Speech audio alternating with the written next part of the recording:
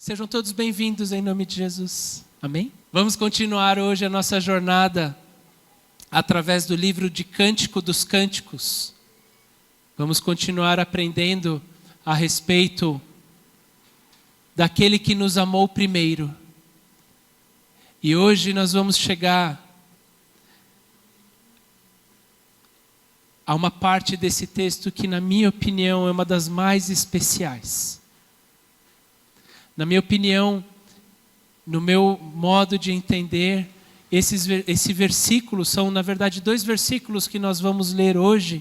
E esses 2 versículos, eles, na minha opinião, eu já disse isso, mas são muito especiais. Lembrando, então, nós estamos estudando o livro do Cântico dos Cânticos, o Cântico dos Cânticos de Salomão.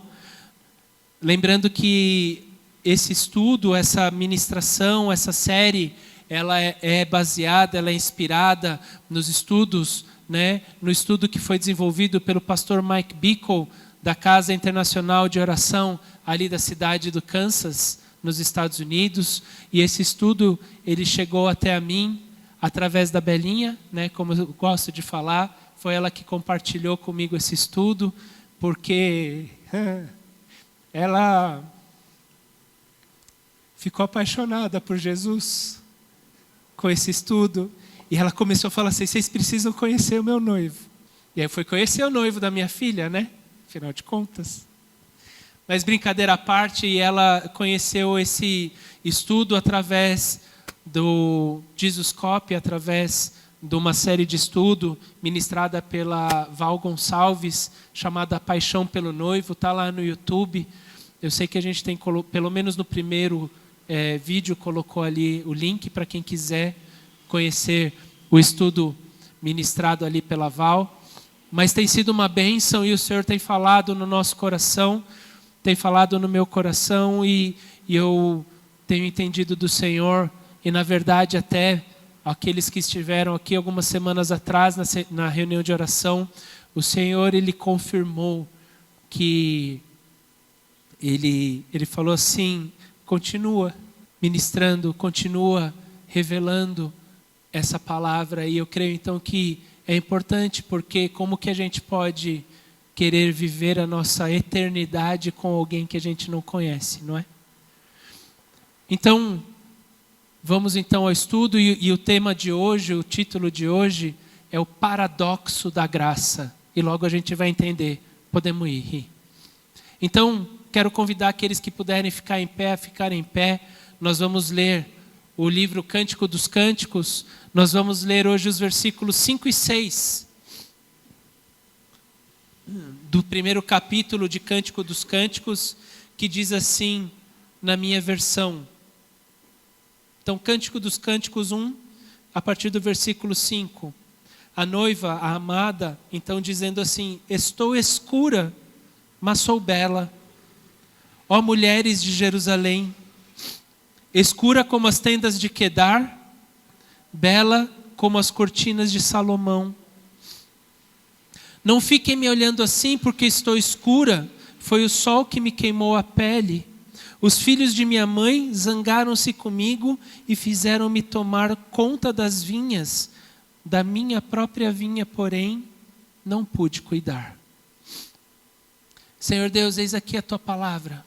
Ainda na Tua presença, Senhor, nós entregamos aqui a Tua palavra e nós pedimos, Espírito Santo de Deus, que não haja nada do homem, não haja nada de mim, não haja nada da minha mente ou do meu coração, mas que seja única e exclusivamente o Senhor a ministrar esta palavra através da minha vida, no coração de cada um dos nossos irmãos que aqui estão, Senhor. Que em nome de Jesus, seja o Teu Espírito a ministrar, seja, Senhor, o Teu Espírito a preparar a mente, preparar o coração de cada um, que possa, Senhor, o Senhor possa revolver toda a terra, Senhor, do nosso coração, da nossa mente. Tira todas as pedras, tira todos os espinhos, revolve, Senhor, essa terra, e que a semente, Senhor, a ser lançada aqui nessa noite, possa encontrar terra fértil, possa germinar e dar frutos, e que esses frutos possam gerar mais frutos, até que o Senhor venha, em nome de Jesus. Amém. Podem se assentar. Estou escura, mas sou bela. Escura como as tendas de Quedar, bela como as cortinas de Salomão. Não fiquem me olhando assim, porque estou escura. Foi o sol que me queimou a pele. Os filhos da minha mãe zangaram-se comigo e fizeram-me tomar conta das vinhas, da minha própria vinha, porém, eu não pude cuidar. E aí a gente pode ver nesse texto que existe um paradoxo. Paradoxo são ideias contrárias. Então a graça de Deus sobre a nossa vida, e nesse texto, ela apresenta esse paradoxo. Onde ela diz assim, estou escura, mas eu sou bela. E aí, vamos entender, né? E nos dias de hoje é bom explicar, né? Aquilo que a palavra quer dizer, para evitar mal entendido e também para evitar qualquer tipo de confusão nesse sentido. Quando a amada ela diz, estou escura, escura como as tendas de Quedar. Então ali do lado nós temos uma imagem do que seria uma tenda de Quedar. Na verdade não é uma tenda de Quedar, mas é uma tenda de pastores que vivem no deserto. Quedar era um povo descendente de Ismael. Era um povo que vivia ao sul do deserto da Arábia. Era um povo pastor. E eles faziam as suas tendas no deserto. E como nós podemos ver nessa imagem, toda a tenda ela era escura. Ela era feita de pele de animais. E ela era feita escura desse jeito para refletir, para espantar o calor e a luz do sol. Ou seja, para que eles pudessem ficar dentro da tenda e para que essa tenda, então, eles possam ficar ali dentro. Oi? Não absorveu calor. E escura, e como o próprio texto diz, ela diz, eu estou escura porque eu cuidei da vinha. Então, e ela diz, eu estou escura do sol. Então, obviamente, temos que lembrar que existe todo um contexto geográfico e histórico nesse texto. Então, a amada, ela era alguém que trabalhava no campo. E porque ela trabalhava no campo, ela vivia exposta à luz do sol. E ela então estava queimada pela luz do sol. E por que é que isso então era algo vergonhoso? Isso era algo vergonhoso porque então demonstrava que ela tinha necessidade de trabalhar.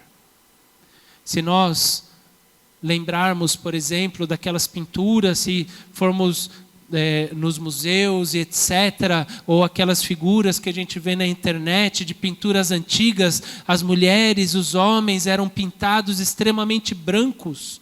Por quê? Porque isso demonstrava que eles eram pessoas ricas, que não tinham necessidade de trabalho.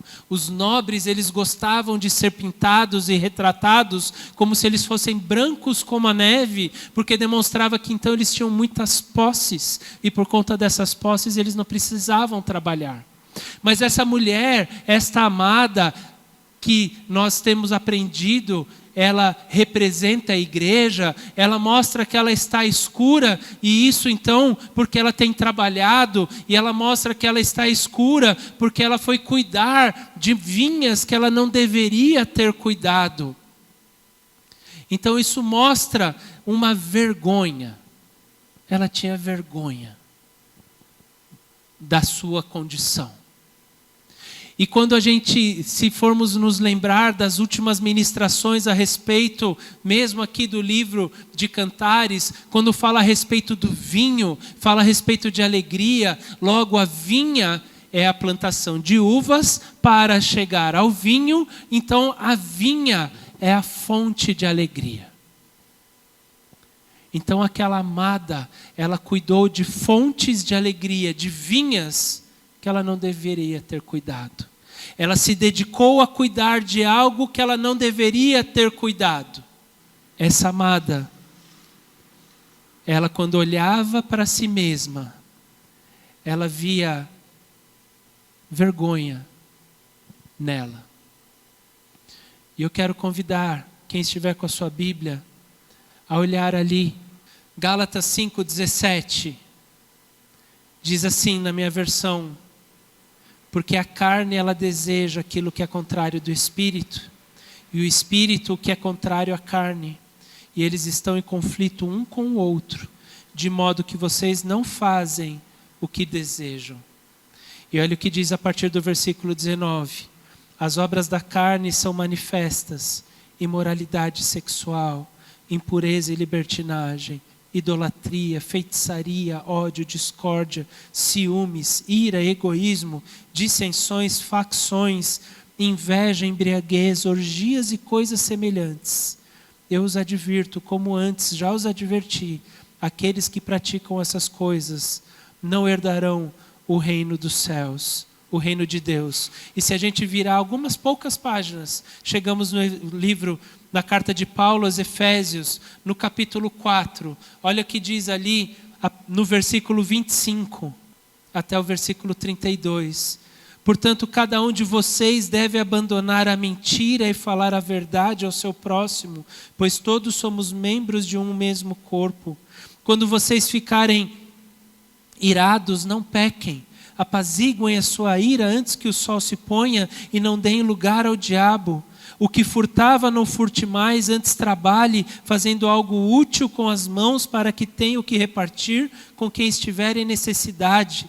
Nenhuma palavra torpe saia da boca de vocês, mas apenas a que for útil para edificar os outros, conforme a necessidade, para que conceda graça aos que a ouvem. Não entristeçam o Espírito Santo de Deus, com o qual vocês foram selados para o dia da redenção. Livrem-se de toda amargura, indignação, ira, gritaria, calúnia, bem como de toda maldade. Sejam bondosos e compassivos um para com os outros, perdoando-se mutuamente, assim como Deus os perdoou em Cristo. Então a escuridão que essa amada ela encontra nela é o pecado que se encontra no coração do homem. Quando eu olho para mim mesmo, eu me vejo escuro. Eu me vejo com tantas coisas que precisam ser mudadas. A palavra do Senhor diz em Romanos 3:23 que todos pecaram e foram afastados, foram destituídos da glória de Deus. Abre comigo ali em Jeremias 17, olha que incrível esse texto que o Senhor tem na sua palavra. Jeremias 17, versículo 9 e 10 diz assim, na minha versão: o coração é mais enganoso que qualquer outra coisa, e a sua doença ela é incurável. Quem é capaz de compreendê-lo?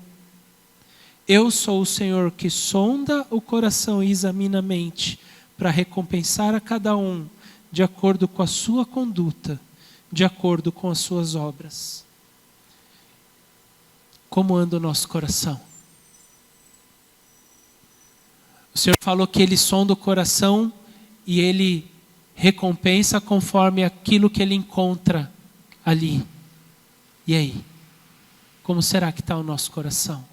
É isso que a graça ela nos mostra, que nós não merecemos ela.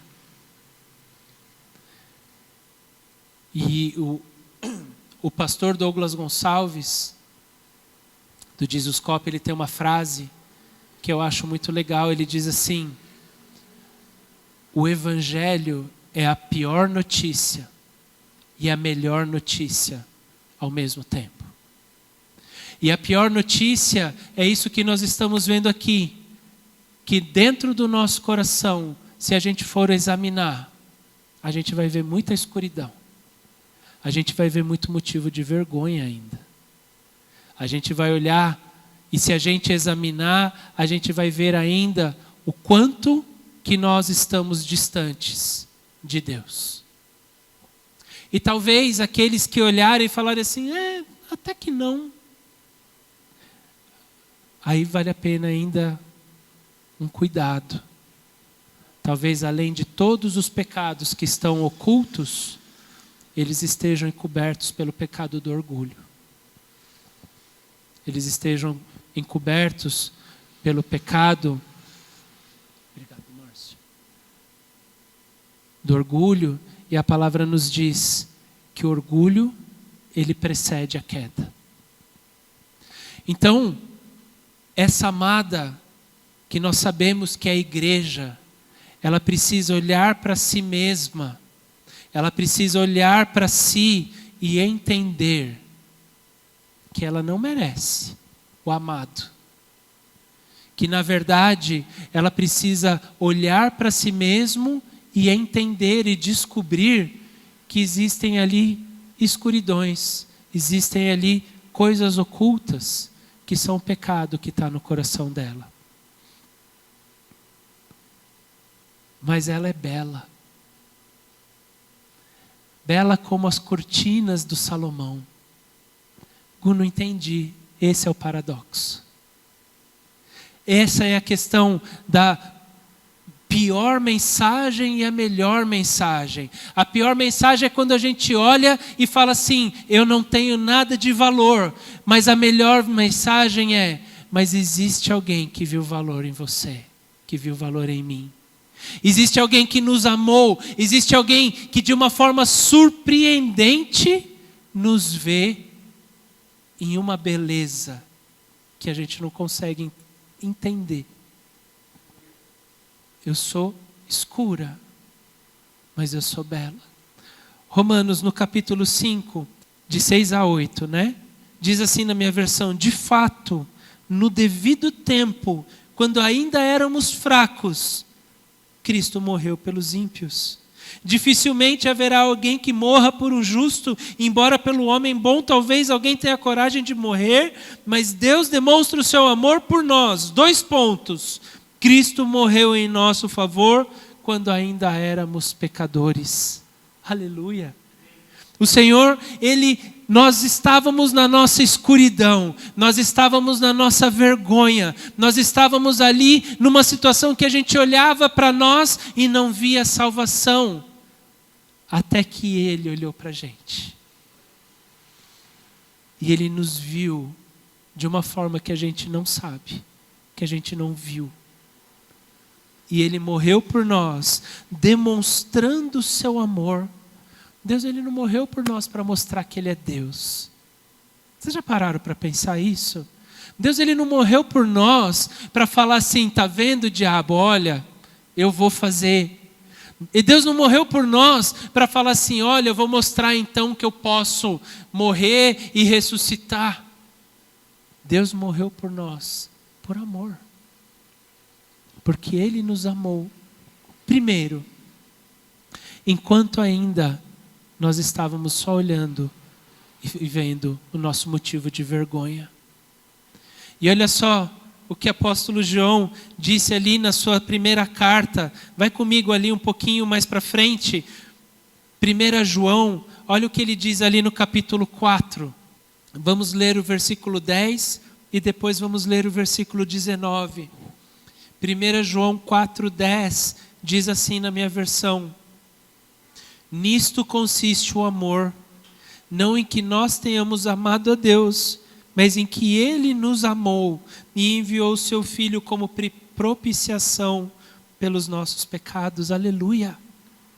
Deus, não é que a gente o amou, mas Ele nos amou.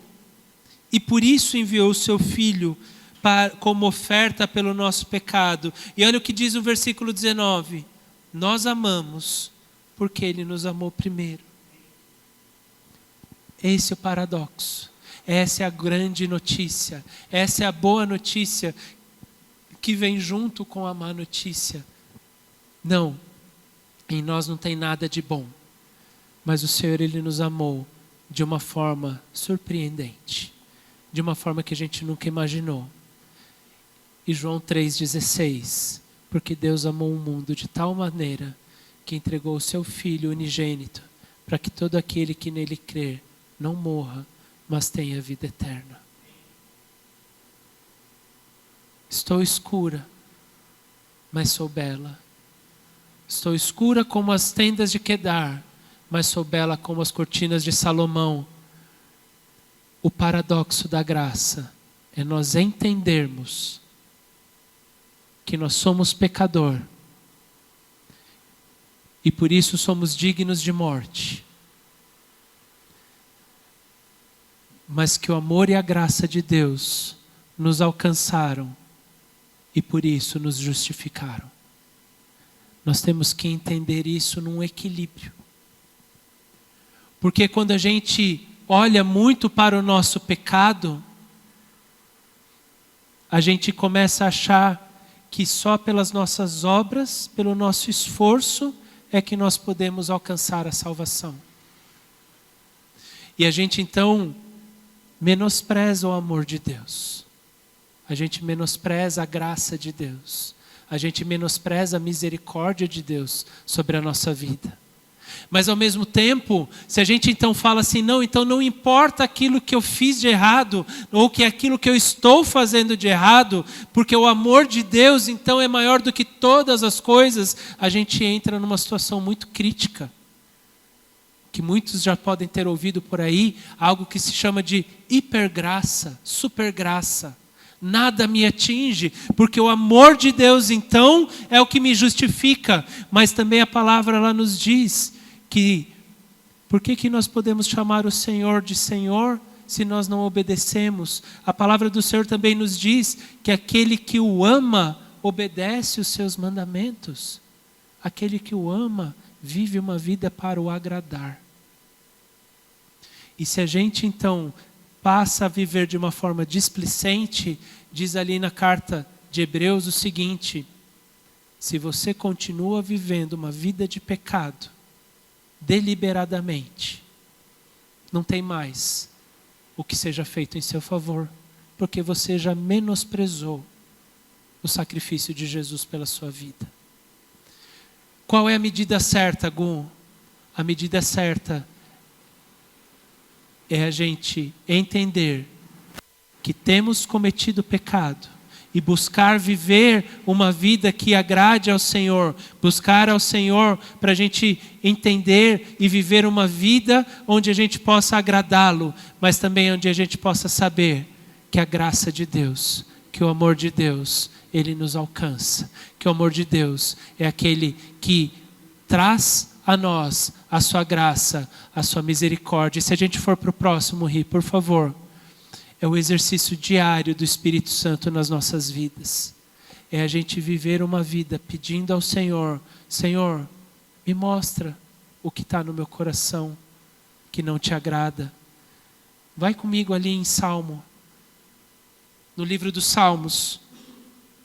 Olha só o que diz ali o Salmo 19. O versículo 7, a primeira parte, e aí a gente vai pular para o versículo 11 até o 14. Salmos 19, versículo 7 diz assim: a lei do Senhor é perfeita e revigora a alma. E aí olha ali o que diz a partir do versículo 11. Então por elas, ou seja, pela lei do Senhor, o teu servo é advertido, e a grande recompensa em obedecer à lei do Senhor. Olha o versículo 12, Davi dizendo: quem pode discernir os próprios erros? Absolve-me, Senhor, dos que eu desconheço, e também guarda o teu servo dos pecados intencionais, que eles não me dominem. Então eu serei íntegro, inocente de grande transgressão, e que as palavras da minha boca e a meditação do meu coração sejam agradáveis a ti, Senhor, minha rocha e meu resgatador. Então o Davi, o homem segundo o coração de Deus, ele coloca diante de Deus o seguinte: Senhor, existem duas situações aqui. Existem pecados que eu desconheço. Me ajuda, Senhor, contra esses pecados. Me absolve desses, Senhor. Mas também tem pecados que são intencionais. Eu tenho vontade de fazer. Desses, me livra, me guarda, que eles não me dominem. E que as palavras da minha boca e a meditação do meu coração, ou seja, tudo aquilo que eu falar, tudo aquilo que eu sentir, que sejam agradáveis a ti, Senhor. E aí, Vai comigo ali um pouco mais para frente, Salmo 139. O mesmo Davi, ele fez uma oração ao Senhor através de um salmo. E ele, nos últimos versículos daquele salmo, ele diz ali no versículo 23 e 24: sonda-me, ó Deus, e conhece o meu coração. Prova-me e conhece as minhas inquietações. Vê se em minha conduta algo te ofende e dirige-me pelo caminho eterno. O rei Davi, ele colocava em prática isso todo dia. Senhor, me mostra quais são os pecados novos e antigos que eu tenho, para que eu possa me arrepender e para que a tua graça possa me alcançar. O apóstolo Paulo, ali também, na carta dele a Timóteo, vem comigo ali, 1 Timóteo capítulo 1, versículo 15. Olha só o que aos nossos olhos o grande apóstolo Paulo, ele disse a respeito de si mesmo, quando ele escreveu ali a então o seu amigo e seu discípulo Timóteo. Olha o que ele diz ali em 1 Timóteo no capítulo 1, versículo 15. Diz assim na minha versão, ele dizendo: esta afirmação é fiel e digna de toda aceitação. 2 pontos. Cristo Jesus veio ao mundo para salvar os pecadores, dos quais eu sou o pior. Paulo, ele olhou para si mesmo. E é engraçado porque Paulo, ele coloca uma frase parecida, onde ele se coloca, onde ele se vê em 3 passagens diferentes. Ele começa dizendo assim, ele começa ali aos Coríntios dizendo que dos apóstolos o qual ele era o menor, mas ele se colocava ali entre os apóstolos. E o livro de Timóteo foi um dos últimos livros dele, uma das últimas cartas que Paulo escreveu. E a graça de Deus e a ação do Espírito Santo sobre a vida dele fez com que ele percebesse que ele não era simplesmente o pior dos apóstolos, ou o menor dos apóstolos ou dos cristãos.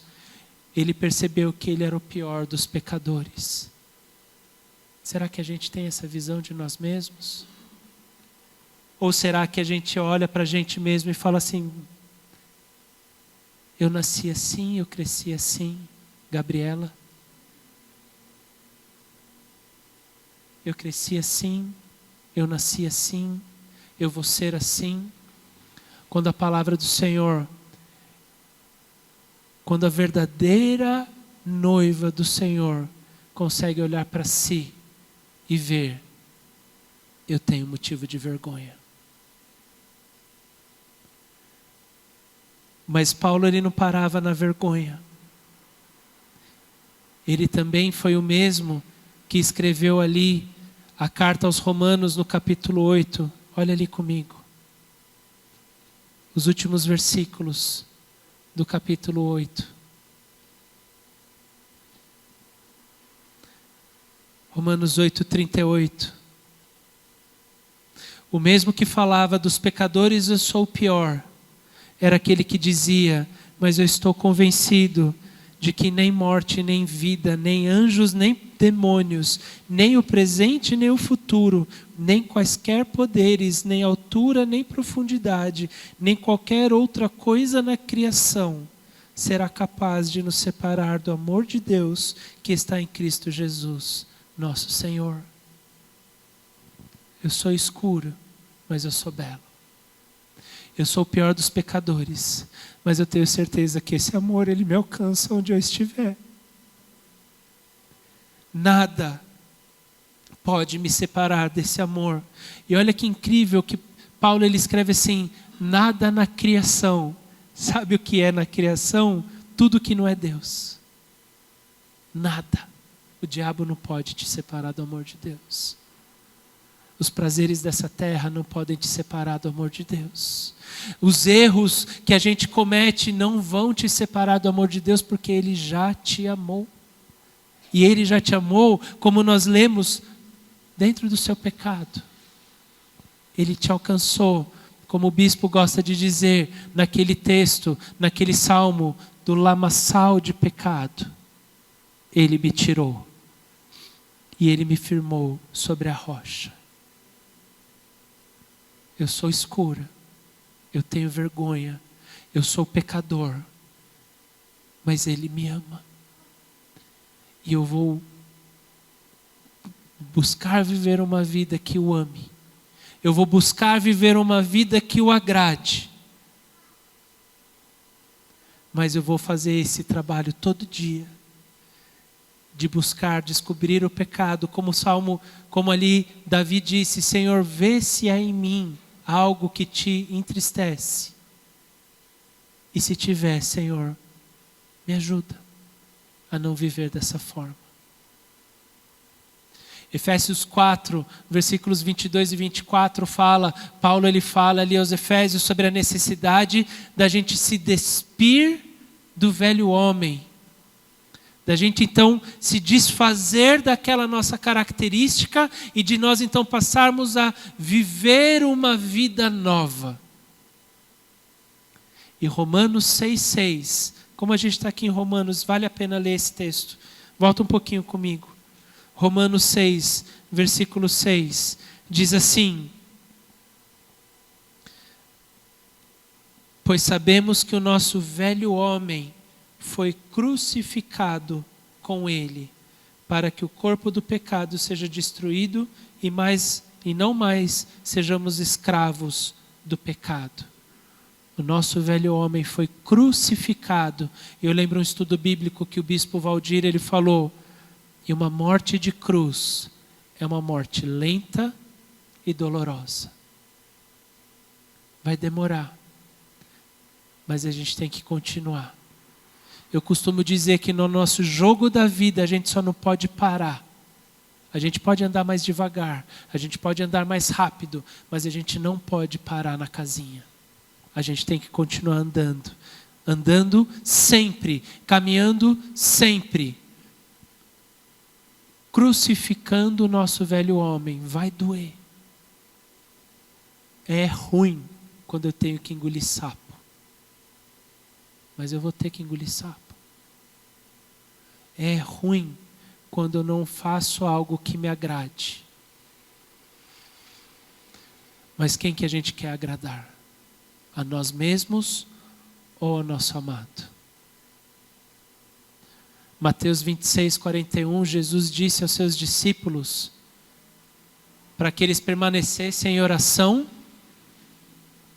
porque o espírito está pronto, mas a carne é fraca. O espírito está pronto, mas a carne é fraca. Espírito Santo, traz luz sobre aquilo que está escuro. Senhor, talvez eu tenha pecados antigos, como pessoas costumam dizer, pecados de estimação. Talvez eu tenha pecados novos. Sonda meu coração. Como disse Davi, me ajuda, Senhor, a me libertar desses, para que eu possa realmente, Senhor, viver uma vida de arrependimento, que é uma mudança de postura, para que a sua graça possa me alcançar.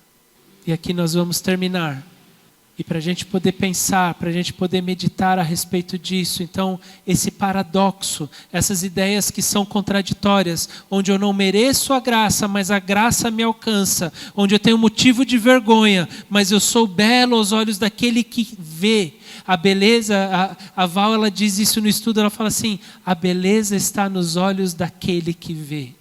Porque o Senhor, Ele não olha para nós nas nossas limitações, Ele não olha para nós no nosso hoje, Ele olha para nós através de Cristo. Ele olha para nós através de uma visão gloriosa. O nosso Deus, para Ele não tem hoje, não tem amanhã, Ele está acima de todo o tempo. E porque Ele está acima de todo o tempo, Ele já não olha para a gente lá na glória. E Ele nos ama. Mas Gu, eu erramos. Mas Gu, tem vezes que eu peco. pecamos. Mas esse amor, ele vai nos alcançar. É importante a gente querer mudar. É importante a gente querer viver uma vida diferente. É importante a gente não, então, como a bispa Naya costuma dizer, não usar o sangue de Cristo como sabão de lavadeira, que vai então e fica lavando, porque a própria palavra nos diz, olha, se você vive um pecado, uma vida de pecado, e essa vida de pecado você não se arrepende, não há mais o que ser feito. Mas é importante a gente entender, e é isso que é essa carta, é isso que é essa música, né? Esse cântico, essa carta de amor, ela nos mostra que nós temos ainda talvez um amor imaturo pelo nosso noivo. E por isso que o Senhor quer que a gente caminhe na direção de um amor maduro. Então nós estamos na busca, nessa jornada por esse amor maduro. E o amor imaturo, ele não é falso. Ele só é falho. Mas para as nossas falhas, o nosso amado, ele vem ao nosso encontro. Basta a gente pedir a ajuda dele. Basta a gente se arrepender. Basta a gente entender esse amor e pedir a sua graça e misericórdia sobre as nossas vidas. E ele vai nos alcançar. Amém? Que não sejamos naquela imagem das pedras em equilíbrio, diz ali, faz referência ao livro de Eclesiastes, também Salomão, o capítulo 7. Eu vou ler, quem quiser pode abrir, obviamente, mas quem não quiser, não precisa. Eclesiastes, no capítulo 7, os versículos 16 a 18, dizem assim na minha versão: não seja excessivamente justo, nem demasiadamente sábio. Por que destruir-se a si mesmo? Não seja demasiadamente ímpio e não seja tolo. Por que morrer antes do tempo? É bom reter uma coisa e não abrir mão da outra, porque quem teme a Deus evitará ambos os extremos. Salomão está dizendo o seguinte: não olhe só para a sua vergonha. E também não olhe só para a graça que vem através de Jesus. Olhe para a sua vergonha, se arrependa e olhe para a graça para continuar. E olhe para a graça para continuar. E quando você cair, se arrependa e continue olhando para a graça. Então nós precisamos ter esse movimento, nós precisamos ter esse exercício todos os dias da nossa vida. Amém? Quero convidar a fechar os seus olhos. Senhor Deus e Pai, muito obrigado, Senhor, pela Tua palavra dessa noite. Muito obrigado, Senhor, porque nessa noite nós podemos entender, Senhor, que ao mesmo tempo nós não temos nada de valor em nós. Mas mesmo assim o Senhor nos amou, o Senhor nos ama e o Senhor continuará nos amando. Sabemos, Senhor, que nós temos motivos de vergonha, Senhor. Motivos de vergonha que estão no nosso oculto, motivos de vergonha que talvez, Senhor, a gente tenha deixado escondido lá no fundo, porque nem nós gostamos de olhar. Mas nós aprendemos nessa noite, Senhor, que o Senhor nos ama e que cabe a nós, Senhor, pedirmos a sua ajuda para que o Senhor possa trazer luz sobre esses motivos de vergonha, não para a nossa condenação, mas para a nossa cura, para a nossa restauração, para a nossa transformação, para que, Senhor, assim como foi dito, nós possamos nos despir do velho homem e nos vestir, Senhor, de Ti. Tomar, Senhor, uma nova vida, para que nós possamos crucificar, colocar ali na cruz, um processo lento e doloroso, Senhor, mas de entregar ali todos os nossos desejos, de entregar ali todas as nossas, Senhor, tudo aquilo, Senhor, que tem satisfeito a nossa carne, para que teu Espírito, Senhor, possa moldar e transformar a nossa vida.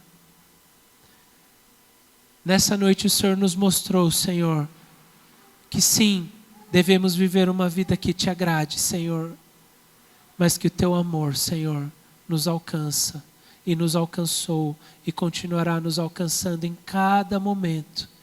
Que o Senhor possa gerar em nós realmente um arrependimento verdadeiro.